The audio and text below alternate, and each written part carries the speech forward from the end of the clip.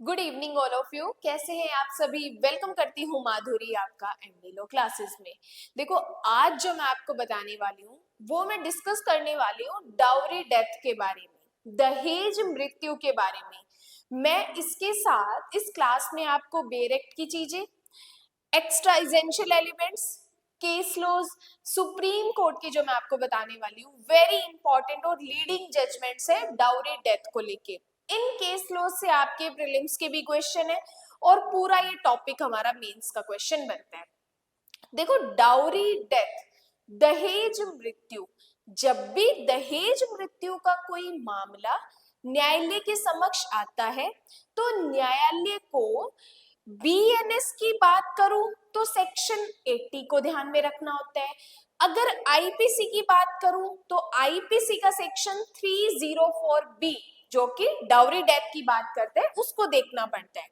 देखो, पहले हम ये सेक्शन पढ़ते थे 304 बी, 304 बी आईपीसी में पढ़ते थे, अब बीएनएस में पढ़ते हैं सेक्शन 80 डाउरी डेथ का।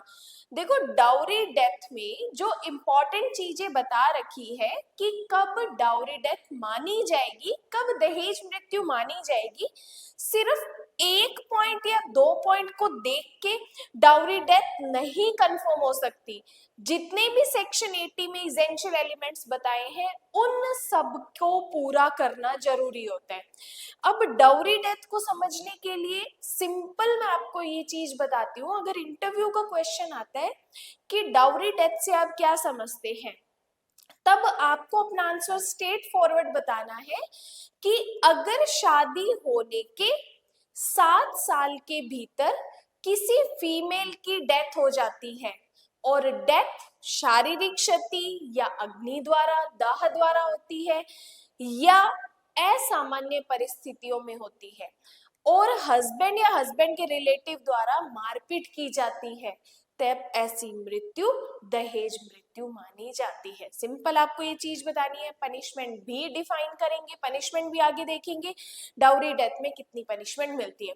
ये तो मैंने आपको बताई सिंपल चीज। अब जब अपने बेरेक्ट पे जाएंगे, कानून पढ़ेंगे, तो वहां पर भी हमें ये बताया है कि अगर किसी फीमेल की शादी के 7 साल के भीतर उसकी मृत्यु दाह या शारीरिक क्षति द्वारा, विवाह की असामान्य परिस्थितियों में होती है और मृत्यु से कुछ पूर्व, कुछ समय पहले अगर हस्बैंड या हस्बैंड के रिलेटिव द्वारा क्रूरता की जाती है, क्रूरता का मतलब मारपीट करना, तंग करना, परेशान करना, अगर मारपीट की जाती है, तब ऐसी मृत्यु क्या मानी जाती है? दहेज मृत्यु मानी जाती है। मतलब अगर शादी होते ही फीमेल की 7 साल के अंदर डेथ होती है, मृत्यु होती है, और अगर मृत्यु अग्नि या शारीरिक क्षति द्वारा होती है, तब भी इसको डाउरी डेथ हम नहीं काउंट करेंगे। क्यों?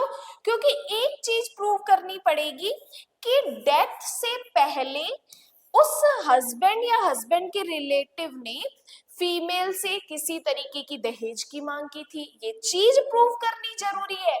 अगर ये चीज प्रूफ नहीं होती कि दहेज की मांग नहीं की गई थी, कोई मारपीट नहीं की गई थी, तो ये डेथ डाउरी डेथ में नहीं माना जाएगा। एक और वर्ड इसमें यूज किया है, सामान्य परिस्थितियों से अन्यथा। क्या कहा? सामान्य परिस्थितियों से अन्यथा अगर डेथ होती है। अब देखो, सामान्य परिस्थितियां क्या होती है? एक होती है इंसान की नेचुरल डेथ, ठीक है, एक तरीके की डेथ होती है इंसिडेंट टाइप, मतलब दुर्घटना टाइप हो जाती है ना, जिसमें किसी का कोई हाथ नहीं होता। वो क्या होती है? सामान्य परिस्थितियां होती है। अब सामान्य परिस्थितियों के अलावा मतलब ये पता चलता है कि फीमेल ऑलरेडी मेंटली इतनी ज्यादा टॉर्चर थी, इतना परेशान किया गया था, लग रहा है कि इस ये फांसी पर खुद से नहीं लटकी है, पंखे पर खुद से नहीं लटकी है, इसको लटकाया गया है। इस तरीके की डेथ क्या होती है? असामान्य परिस्थितियों में होती है। अब सामान्य परिस्थितियां मतलब जनरल, जो नेचुरल डेथ में काउंट होता है। तो ये तो मैंने आपको कुछ एक्स्ट्रा चीजें बताई। अब मैं आपको एक छोटा सा डायग्राम बता रही हूँ। इस डायग्राम से, ये डायग्राम आपको अपने नोट्स में भी लिखना है, ये डायग्राम आपको अपनी मेंस की आंसर राइटिंग में भी लिखना है, ठीक है। देखो, पहले बेयर एक्ट की जो चीजें होती है पहले आपको उनको डिफाइन करना है, देन की पॉइंट्स निकाल के और एग्जामिनर को हमें बताना है कि इस सेक्शन की जिस्ट ये है। अब जैसे दहेज मृत्यु, डाउरी डेथ हम बीएनएस के सेक्शन 80 में पढ़ते हैं। चार मैंने आपके सामने यहाँ पे की पॉइंट्स रख दिए, आप इनको नंबरिंग भी लगा सकते हो 1 2 3 एंड 4। देखो सबसे पहला इंपॉर्टेंट की पॉइंट है हमारा, महिला की मृत्यु दाह या शारीरिक क्षति द्वारा होती है। कि जब फीमेल की अगर डेथ हुई है तो दो तरीकों से हुई है, या तो जलने के द्वारा, दाह अग्नि द्वारा, या बॉडीली इंजरी मतलब उसके शरीर पे ऐसी शारीरिक क्षति हुई है जिसकी वजह से उसकी मृत्यु हुई है। तो पहला की पॉइंट है, अगर फीमेल की डेथ किससे हुई है, या तो अग्नि से या शारीरिक क्षति से। दूसरा, ये जो डेथ हुई है ये शादी के 7 साल के अंदर हुई है, मतलब जब से मैरिज हुई उस दिन से अगर अगले 7 साल के भीतर किसी फीमेल की डेथ होती है तो ये प्रिजम्पशन की जाती है कि कहीं ना कहीं डाउरी डेथ हो सकती है। तो दूसरा की पॉइंट क्या है, विवाह के 7 वर्ष के भीतर मृत्यु होना।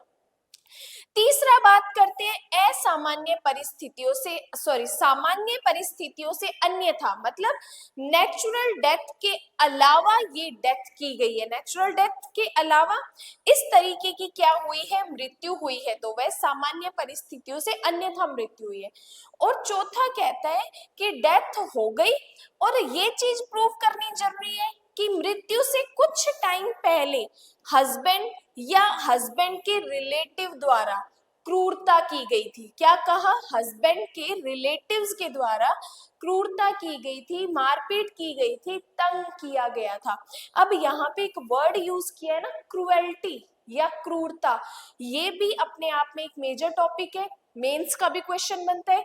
तो अगर इस क्रुएल्टी के बारे में भी आपको इसेंशियल एलिमेंट्स जानने हैं, केस लॉज जानने हैं, बेरेक की चीजें आसान भाषा में समझनी है, उसके लिए आप मुझे कमेंट कीजिए, देन मेरा नेक्स्ट लेक्चर अपनी क्रुएल्टी पे डिस्कस करेंगे। तो क्या कहा कि जब किसी फीमेल की डेथ दाह या शारीरिक क्षति से हुई है, शादी के 7 साल के भीतर हुई है, सामान्य परिस्थितियों से अन्यथा हुई है, और मृत्यु के कुछ पूर्व हस्बैंड या हस्बैंड के रिलेटिव ने दहेज की मांग की थी, मारपीट की थी, क्रूरता की थी, तब ऐसी मृत्यु क्या मानी जाएगी, दहेज मृत्यु मानी जाएगी। तो ये टोटल मैंने की पॉइंट्स आपके हाथ में रख दिए दहेज मृत्यु को लेके। इससे भी शॉर्ट में अगर की पॉइंट्स याद करें तो महिला की मृत्यु विवाह के 7 साल के भीतर, सामान्य परिस्थितियों से अलावा, और कुछ समय पूर्व पति या नातेदारों द्वारा क्रूरता करना, तो ऐसी मृत्यु क्या मानी जाएगी, दहेज मृत्यु मानी जाएगी। तो इस तरीके से ये डायग्राम जो है आपको अपने नोट्स में बनाना है, ताकि जब आप शॉर्ट में रिवीजन करो तो ये चीजें आपको समझ आए और 1 मिनट में अपना रिवीजन हो जाए। अब देखो इसके बाद बात करते हैं, एक पॉइंट आता है कि ये तो जो मैंने आपको चीजें बताई है ये तो मैंने बेयर एक्ट के अकॉर्डिंग बताई है, बेयर एक्ट में ये बातें लिखी हुई है। इसके अलावा इसेंशियल एलिमेंट्स की बात करूं, आवश्यक तत्व की बात करूं, तब आप डाउरी डेथ में क्या बताओगे, सुनो। डाउरी डेथ में सबसे पहले विवाह के 7 वर्ष के भीतर दहेज की मांग, मृत्यु से ठीक पहले परेशान या तंग करना, दाह या शारीरिक क्षति द्वारा असामान्य परिस्थितियों में मृत्यु होना। अगर ये सारे की पॉइंट्स, ये सारी बातें अगर किसी मामले में है तो वो मामला क्या माना जाएगा, दहेज मृत्यु का मामला माना जाएगा। तो ये आपके इसेंशियल एलिमेंट्स है सेक्शन नंबर 80 के। ये एलिमेंट्स भी आपको अपने नोट्स में डिफाइन करने हैं, क्योंकि ये मेंस का क्वेश्चन है। मेंस के क्वेश्चन में सिर्फ बेयर एक्ट हमारे लिए इनफ नहीं है, हमें एक्स्ट्रा चीजें भी बतानी पड़ती है, तो ये चीजें भी आप साथ के साथ नोट करो। अब देखो इसके बाद बात करते हैं केस लॉज की। देखो पहला केस है हमारा Satveer Singh versus state of Punjab, very important case है 2001 का सुप्रीम कोर्ट का, Satveer Singh versus state of Punjab. इसमें कहा कि यदि वाइफ की मृत्यु अननेचुरल है और उससे पहले डाउरी और टॉर्चर किया गया है तो ये मृत्यु दहेज मृत्यु मानी जाएगी। तो ऐसी मृत्यु क्या मानी जाएगी? दहेज मृत्यु मानी जाएगी। क्योंकि दहेज मृत्यु के लिए इंपॉर्टेंट चीज क्या है? दहेज मृत्यु के लिए इंपॉर्टेंट बात ही ये है कि शादी के 7 साल के भीतर मृत्यु होना और मृत्यु से कुछ समय पहले दहेज की मांग करना। तो कोर्ट ये प्रिजम्पशन करेगा कि यस, उस फीमेल की डाउरी डेथ हुई है। देन दूसरा case state of Rajasthan versus Kashiram 2006 का केस है। इसमें भी हमें इंपॉर्टेंट चीज बताई कि अगर मैरिज के 7 साल के अंदर वाइफ की डेथ हो और उससे पहले डाउरी या क्रुएल्टी हो तो ये डाउरी डेथ का केस माना जाएगा, ये डाउरी डेथ का मामला हो सकता है। अब मेरी बात सुनो, देखो क्या कहा, अगर किसी फीमेल की डेथ शादी होने के 1 साल के बाद हो जाती है, पता चलता है कि उसकी मृत्यु दाह द्वारा या अग्नि द्वारा हुई है, पता चलता है असामान्य परिस्थितियों में हुई है, लेकिन ये चीज प्रूफ नहीं होती कि हस्बैंड या हस्बैंड के रिलेटिव ने कोई दहेज की मांग की, ये प्रूफ नहीं होता कि हस्बैंड या हस्बैंड के रिलेटिव ने कोई क्रुएल्टी की, ये भी प्रूफ नहीं होता कि हस्बैंड के रिलेटिव ने हस्बैंड ने उससे मारपीट की, देन ये डेथ डाउरी डेथ नहीं मानी जाएगी। क्यों? क्योंकि दहेज की मांग करना मृत्यु से ठीक पहले होनी चाहिए, मतलब डेथ हुई उससे कुछ टाइम पहले ये मांग करना, मारपीट करना जरूरी है। अगर ये चीज प्रूफ नहीं होती तो डाउरी डेथ नहीं माना जाएगा। तो ये स्टेट ऑफ राजस्थान का केस भी इंपॉर्टेंट था। अब very very very important judgment है, बहुत ही इंपॉर्टेंट जजमेंट है, कर्नाटक स्टेट वर्सेस दत्ता राज का केस है 2016 का, सुप्रीम कोर्ट का। इंटरेस्टिंग चीज बताऊं इसमें कि गिफ्ट्स लेना डाउरी नहीं है, मतलब कि आप गिफ्ट के तौर पे शादी के टाइम बाइक ले सकते हो, गिफ्ट्स ले सकते हो, कार ले सकते हो, वो डाउरी नहीं है। लेकिन अगर आपने जोड़ दिया दहेज ले रहे हैं तब वो क्या माना जाएगा? एक इलीगल काम माना जाएगा। मतलब आप गिफ्ट्स ले सकते हो लेकिन आप दहेज नहीं ले सकते। किस केस में कहा था? कर्नाटक स्टेट वर्सेस दत्ता राज के केस में। Gifts can not be held to dowry, उपहार दहेज नहीं माने जाते। वेरी इंपॉर्टेंट चीज कही थी इस केस में कर्नाटक स्टेट में। एक केस की और बात करते हैं, शरद वर्सेस महाराष्ट्र राज्य 2012 सुप्रीम कोर्ट। अब इस केस में क्या हुआ था, फीमेल की डेथ शादी होने से 2.5 वर्ष के बाद हुई थी, मतलब शादी होने के 2.5 साल बाद उसकी डेथ हो गई थी। ये चीजें प्रूफ हुई कि हस्बैंड के द्वारा उससे डेली मारपीट की जाती थी। ये चीज भी प्रूफ हुई कि हस्बैंड के द्वारा दहेज की मांग भी की गई थी।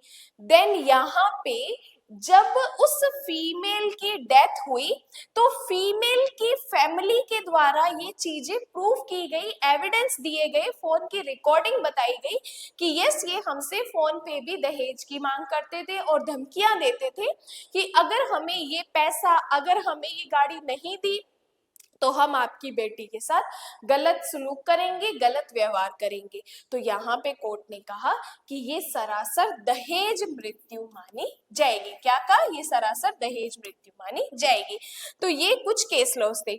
अब मेरी बात सुनो, अब अपने डिस्कस करते हैं पनिशमेंट की, क्योंकि सेक्शन 80 के 2 सबसेक्शन है। सबसेक्शन 1 में तो हमें ये डेफिनेशन बता दी कि दहेज मृत्यु कब मानी जाएगी, सबसेक्शन 2 में हमें पनिशमेंट बता दी। अब देखो, पनिशमेंट से हमारा प्रीलिम्स का क्वेश्चन आता है कि जब भी डाउरी डेथ होगी तो 2 तरीके की पनिशमेंट है। एक मिनिमम 7 साल तो आपको मिलेगी ही मिलेगी, मतलब डाउरी डेथ का अगर केस हुआ तो 7 साल की पनिशमेंट मिलेगी ही मिलेगी।